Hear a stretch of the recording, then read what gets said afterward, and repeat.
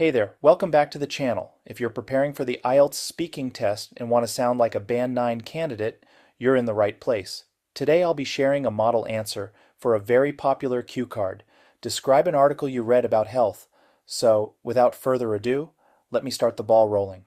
I've been asked to tell you about a health-related article that really stayed with me, and the one which I can't help telling you about is something I read quite recently on a Russian online platform called Medusa. It must have been around a fortnight ago, when I was scrolling through my phone late at night, trying to relax after a busy workday. Suddenly, a headline caught my eye.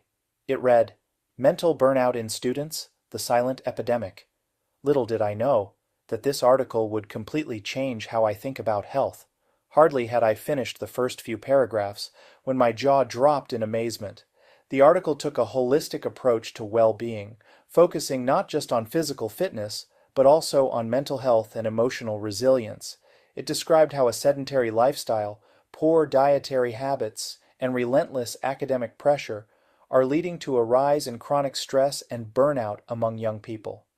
What made matters worse was the fact that many students saw this exhaustion as a sign of dedication, instead of a serious red flag. Not only did the article highlight this growing issue, but it also offered practical, evidence-based advice. It suggested cutting down on caffeine, sticking to a regular sleep schedule, and taking time to recharge your batteries. Another powerful section warned against medical misinformation, especially the kind that spreads like wildfire on social media.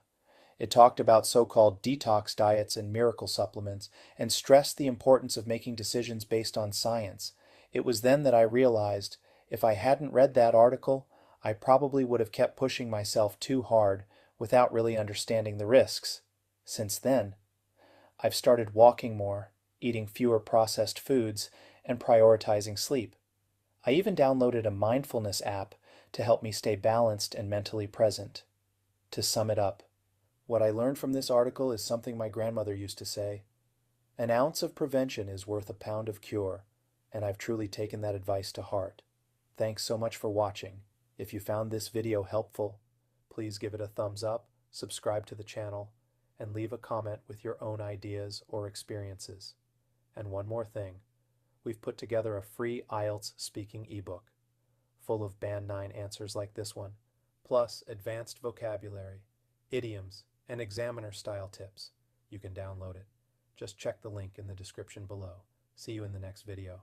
And as always, good luck with your IELTS prep.